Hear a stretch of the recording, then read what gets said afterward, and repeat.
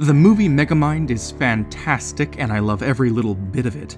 In very, very early 2018, I made a video on it featuring some of the most fantastic inductive reasoning I think I've ever put into a YouTube video. I'd recommend watching it first, since a lot of this video is just going to be touching up the largely rough edges of the last theory, which revolved around Metro Man's parents and everyone in the city being afraid of the very hero they worship. They think of him as a god, a great and terrible entity who they feel the need to please at all costs. My theory was also that they intentionally shaped Megamind into a villain so that Metro Man could have a distraction and not become a villain himself. Great video, and you all seemed to absolutely love it, but I received some more evidence in the comments section and I'm returning to touch it up.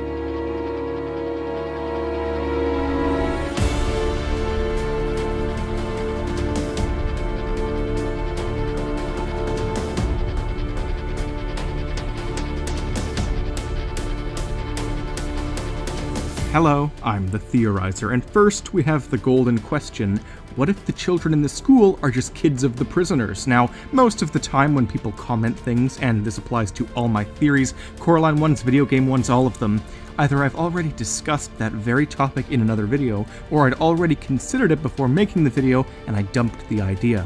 And this is no exception.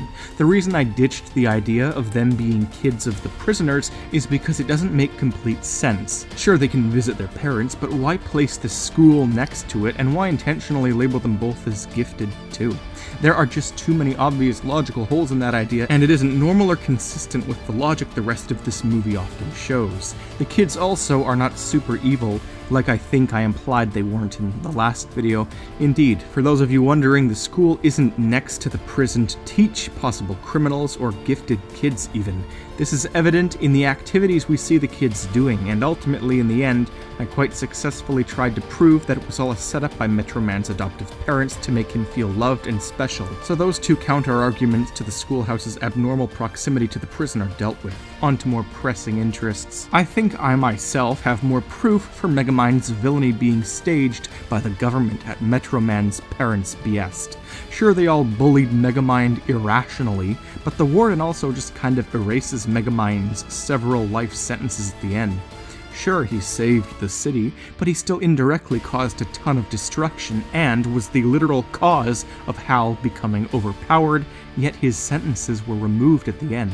I believe this was because the prison took full responsibility for their actions in shaping Megamind's quasi-evil nature. But since the video came out far earlier this year, I've been continuously noticing further proof that the city is almost putting on an act to allow Megamind to escape and fight Metro Man. I'm serious, I cannot unsee this now. Firstly, Megamind and Metro Man have the same initials, MM. Were they subtly psychologically pushed into choosing these names by the government so that when Metro Man inevitably quit upon possibly discovering his life was a lie, the government could spend less money on the rebranding of the city's hero? No, that can't be, because the city itself was named after Metro Man. It has to be.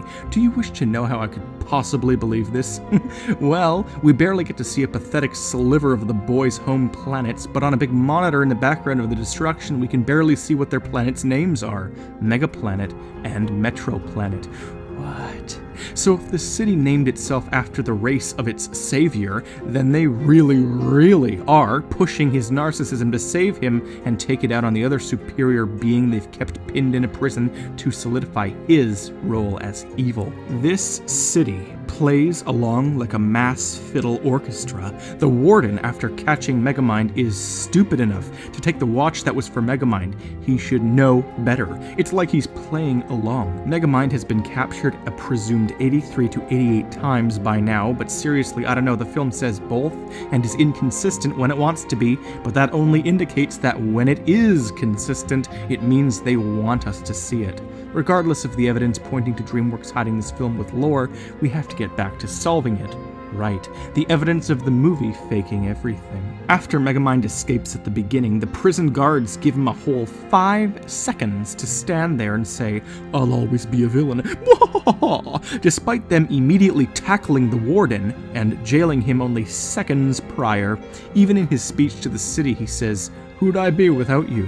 Interesting. Does he know they created his current psychology? He clearly loves to play along. Even more horrifying, what if everyone Megamind, Metroman, Roxanne, Richie, everyone knows it's an act. What if this movie is all fake? And yes, I know this is meta supreme, but in this movie, everyone is putting on a show. It makes sense up until, like, the end, sort of.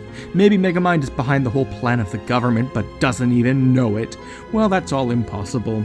But then we get things like this. Roxanne is knocked out unconscious in the car when Minion kidnaps her. When Megamind then proceeds to throw a ton of scary weapons at her, she says, "Ah yes, your alligators, I was thinking about it on the way over."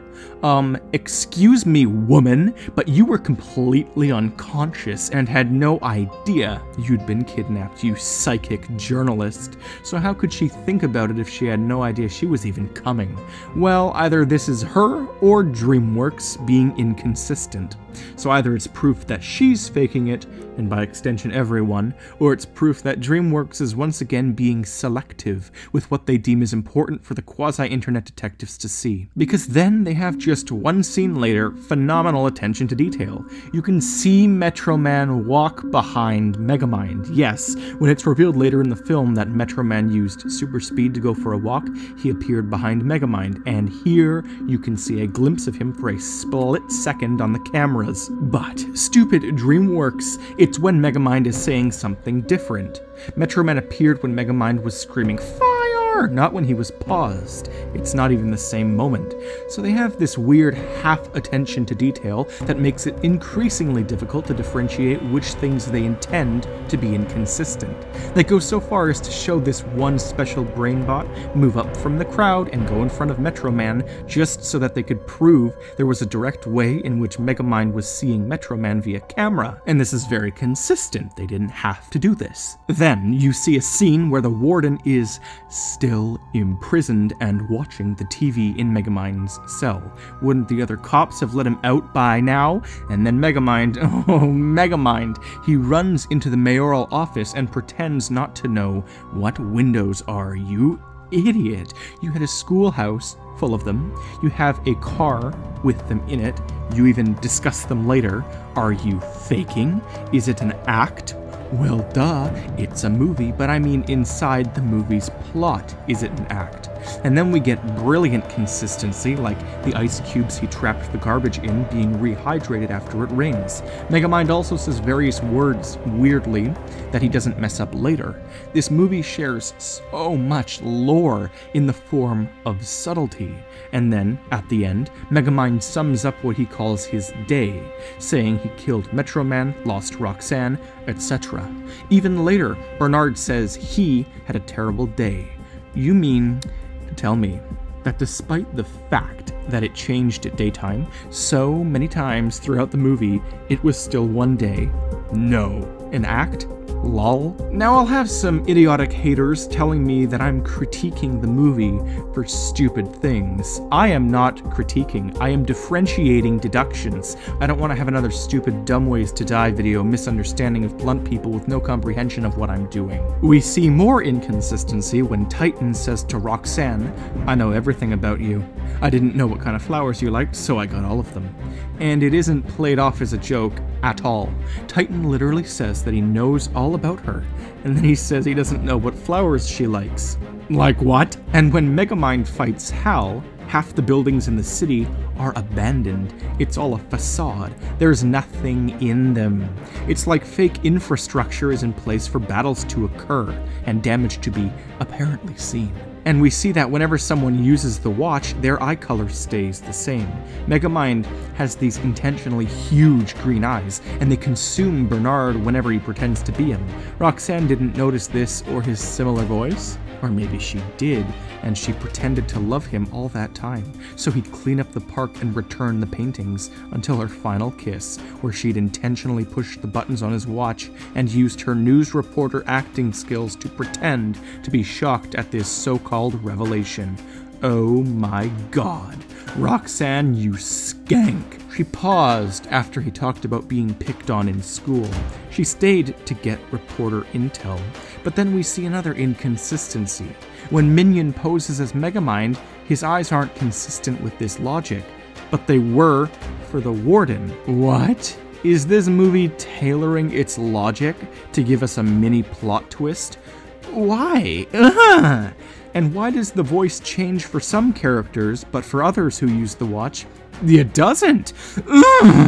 Megamind probably knew Minion was the Warden by looking at his eyes. I mean, that's why he apologized to Minion, to the so-called Warden. He knew it. The eyes are clear.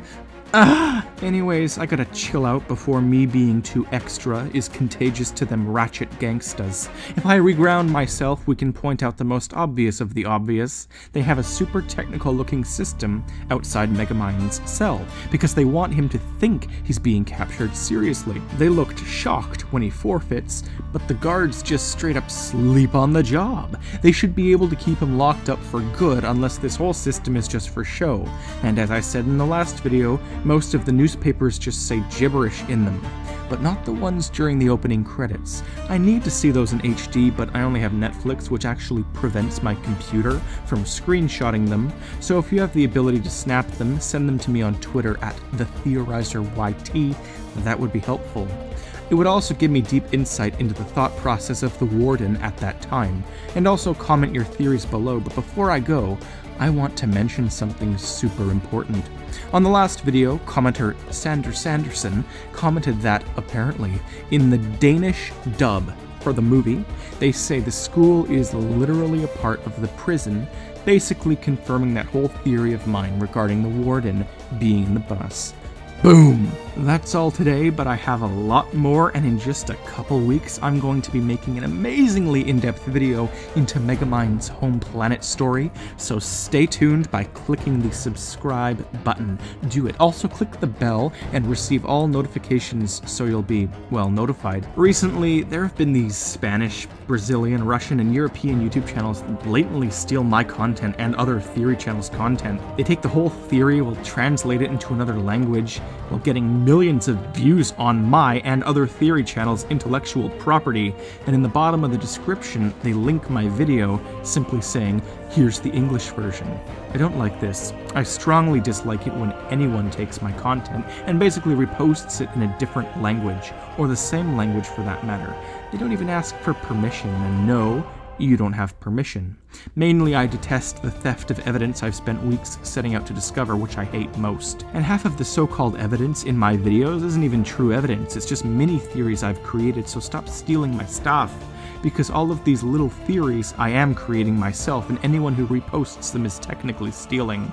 That's just a little blurb because multiple people internationally now have posted this specific theory, as well as my Coraline ones and many other theory channels, over and over again in their own form. And that's technically just stealing, and YouTube can't really do anything about it. But that's not to say you shouldn't keep looking for evidence. To add to here specifically, because this movie is a problem. It's logical but inconsistent.